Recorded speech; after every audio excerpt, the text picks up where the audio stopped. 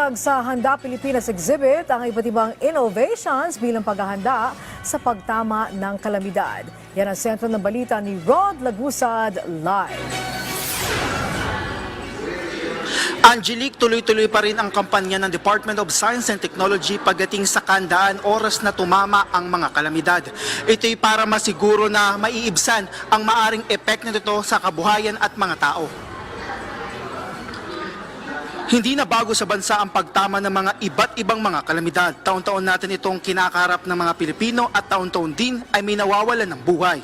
Isa ang Region 8 sa mga lugar na madalas natamaan ng mga kalamidad at kahapon lang ay ginunita ang ika-10 taong anibersaryo ng pananalasa ng Super Typhoon Yolanda sa lugar. Sa kabila nito may mga pamamaraan gamit ang science para makapaganda at makapagsalba ng buhay. What are the hazards that can affect any part of the country? What is the magnitude of the hazard? And what are the impacts of the different hazards given specific magnitude? In simple terms, we need to know the hazard scenario and the impact scenario. I think we still need to do more. And I'm very glad that the current administration and many agencies are working very hard to further improve. Binigyan din ng kalihim na hindi tayo nahuhuli, nagkataon lang na mas marami ang mga kalamidad na tumatama sa bansa. Higit naman sa mga innovation na tampok sa exhibit ng Handa Pilipinas pagdating sa disaster risk reduction management dito sa Tacloban, pagkakataon ito para mas mailapit sa publiko ang mga makabagong teknolohiya na lubos na makakatulong kapag may kalamidad. Tulad na lang nitong tinatawag na RX Box na malaki ang tulong para sa mga isolated na mga komunidad na kahit wala o hindi makakapunta ang doktor ay magagawa pa rin na ma-check sila sa pamamagitan ng naturang device kahit nasa malayong lugar pa sila sa tulong ng mga barangay health workers na trained na gumamit nito. Meron siya nung basic mga na VS tulad ng thermometer, pulse oximeter, tsaka ng blood pressure. Pero yung mga special features niya na hindi natin nakikita sa ibang devices, sa normal na commercial devices ay yung ECG at tsaka yung fetal heart monitor.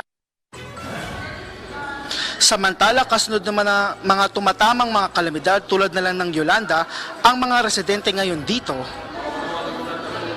They are always listening to the anong tawag ito, yung warning ni Pag-asa. So pag alam nila na medyo malakas yung signal, yung typhoon signal, yung typhoon na parating, hindi na sila naghihintay ng gobyerno na i-pick up sila doon sa nakunin sila doon sa kanilang mga area.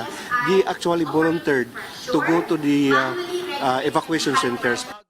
Kakaroon ng panibagong attitude ng mga tao pagdating sa sakuna ay malaking tulong. Angelique, binigyan din naman na para mas mailapit pa sa publiko ang mga ibinibigay na forecasting ang ginagawa ng Pag-asa kung saan higit sa datos na ibinibigay ay kanilang ipinapaliwanag kung anong maaaring maging epekto nito sa kanila. Angelique. Okay, maraming salamat sa iyo, Rod Lagusad.